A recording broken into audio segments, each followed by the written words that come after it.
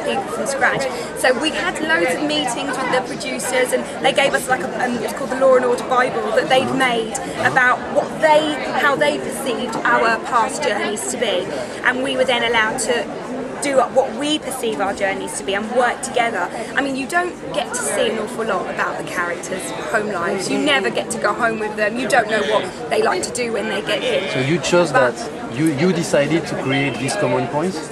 Together we did. Some it was their ideas, and some were my ideas. But I think when you do that kind of background work before you start trying to create a person, it helps inform you about your decisions, even though the audience will never ever know them. But yeah, we kind of thought she's very intelligent and has worked really, really hard all through school and had amazing opportunities, but she'd also come up against some stonewalling, and she couldn't quite get into the places she wanted to get into, and we were thinking how much of that would she think was because she was a young black girl, in this established kind of environment that is British law. So is that the same for you? Because, well, law, acting, it's, two words that is not that easy to get in. Absolutely, absolutely. Which is why, as well, when people were describing me as the first black companion of Doctor Who, black actress, black, people would say, does that offend you?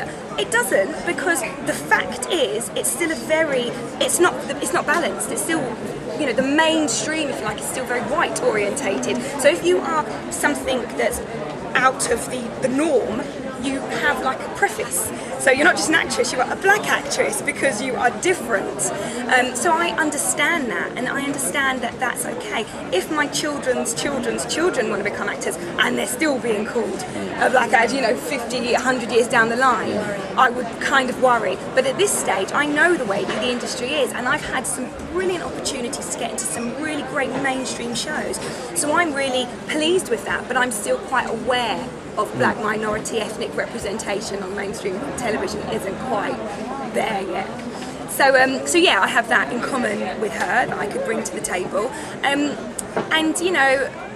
So it's great that you can access it, but then at the same time, there are differences. I've had to really rein in my kind of energy levels because I just want to do everything like this. Like Martha, it was alright, you could kind of run around and be a bit over the top, but suddenly everything's so sober and contemplative and so grown up and so British law that you have to just put a lid on everything a little bit. So that's been a great learning curve as well. So yeah, similarities and differences. Described as a British Halle Berry. I've seen research that I've done. I mean, how do you feel about that? And is it almost a double-edged sword because there's a lot to live up to, isn't it? Yeah, it really is. I mean, Oscar winner Halle Berry. It's hugely flattering, but purely because of who she is and what she has achieved. I think she's made some brilliant choices in her career. Really brilliant choices, and has been hugely successful. So yeah, it's great that someone's even likened me to her. So they must maybe see something. So that's quite great. But yeah, I don't focus on these things too much because you can inevitably put pressure on yourself, and I think it's the same as when I started Doctor Who. The immense pressure that could have gone with something like that. I've really learned to just put myself in a bubble when I'm trying to work, and then let other people make the comparisons, similarities, and make their own opinions. But it's flattering and it's sweet, but I just need to, not think about that too much. Keep it real, I read in an interview your philosophy was we make a living out of what we get, and we make our lives out of what we give. It's from Winston Churchill. Yeah. And I wanted to know if this philosophy was something you try to apply in your everyday life.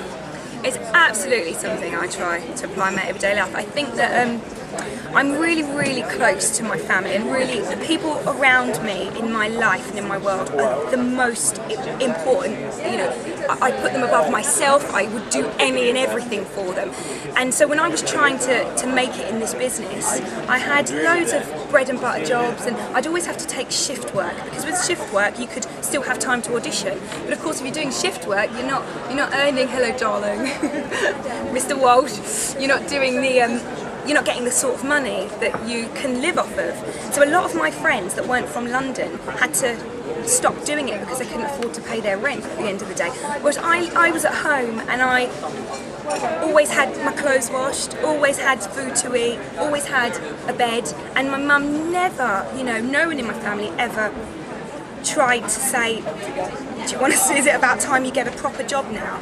It was this continual support, and so when I, you know, got Doctor Who and it all started to change and I was financially able to start live off of my, you know, off of my craft, I felt they were, you know, completely validated in their support, and I can't do enough for them, because I feel that if they hadn't have given me that support, I wouldn't have made it. They have played the biggest part in that. So I read that slogan somewhere, and I thought it's absolutely true. I feel so much better when I'm.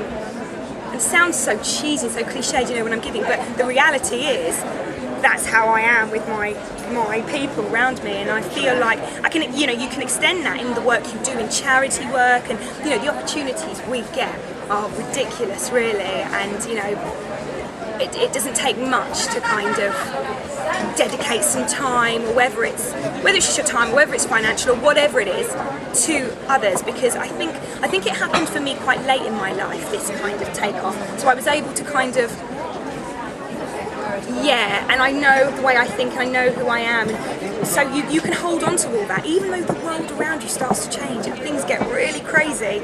You can kind of keep your eye on what it is that you believe, what your beliefs are, and continue to do that with better means, actually. What have you done for your family? I mean, can you quantify, you know, what difference you've been able to make, success and financial? Yeah, absolutely. I mean, it's from the direct, you know, helping them pay their bills.